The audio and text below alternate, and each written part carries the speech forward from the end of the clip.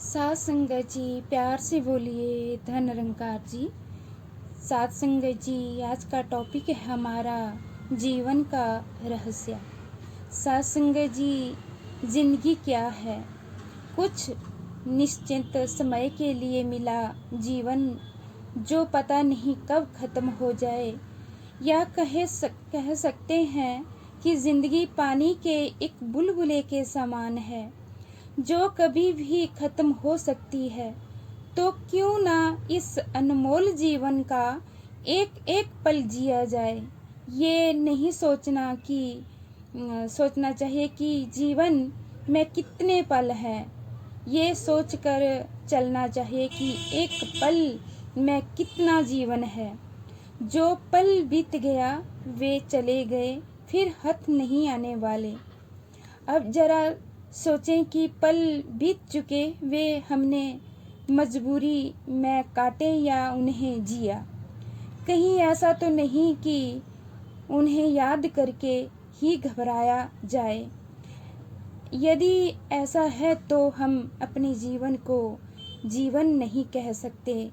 सासंग जी, कहा भी गया है, कर दिया बर्बाद यूं वर्क ये किताबें ये जिंदगी, कुछ हमी ने फाड़ डाले, कुछ हवा में उड़ गए। सासंग जी, कहने का भाव, इस तरह अपनी जिंदगी को बर्बाद ना करें। ये अनमोल है, इसे जितना भी हो सके खुशियों से भर दें। चारों ओर खुशियाँ ही खुशियाँ हो और मुस्कुराहटें हो, इसी को जीना कहते हैं। तभी जिंदगी सार्थक हो सकती है। अगर जिंदगी में खुशी है तभी आप सही मायनों में जी रहे हो। और खुशी तो आप छोटे से छोटी बात में भी ढूंढ सकते हैं।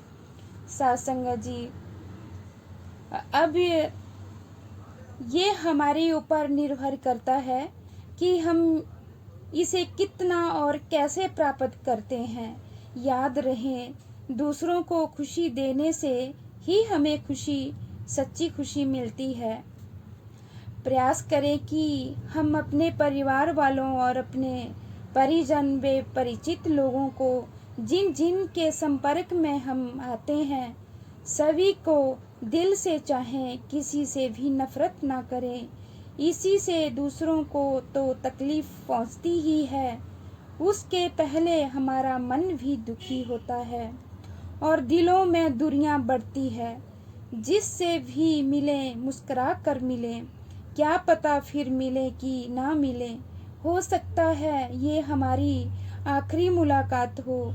इस आखिरी मुलाकात की याद कैसी हो, कड़वाहट भरी या प्यार भरी, ये सब हम स्वयं ही सोच सकते हैं। सासंग जी, क्या आपने कभी सोचा है कि हमारे मित्र, हमारे सगे संबंधी सिर्फ एक बार के लिए मिले हैं।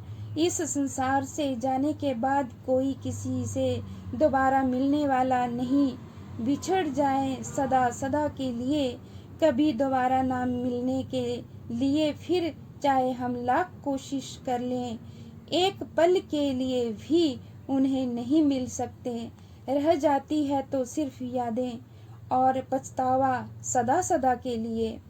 सासंग जी, कहा भी गया है, वो मेरे बाद रोते हैं, कोई उनसे पूछे कि पहले किस लिए नाराज थे, अब मेहरबान क्यों हैं। भाव ये है कि पहले तो हमें किसी इंसान में कोई अच्छाई नज़र नहीं आती और उसके मर जाने के बाद कोई कमी नज़र नहीं आती। सासंग जी, इसके दोष भी गुणों में तब्दील हो जाते हैं और वो कमी महसूस होती है जो फिर कभी पूरी नहीं हो सकती। तो क्यों ना हम समय रहते ही संभल जाएं और अपने जीवन को पूरा आनंद लें। इसे दुखों की भट्टी में ना झोंके। ऐसे ही एक व्यक्ति का, सासंग जी, कुछ ऐसा उदाहरण है जो अपने काम में कुछ ज़्यादा ही व्यस्त रहता था। काम के बोझ के कारण उसका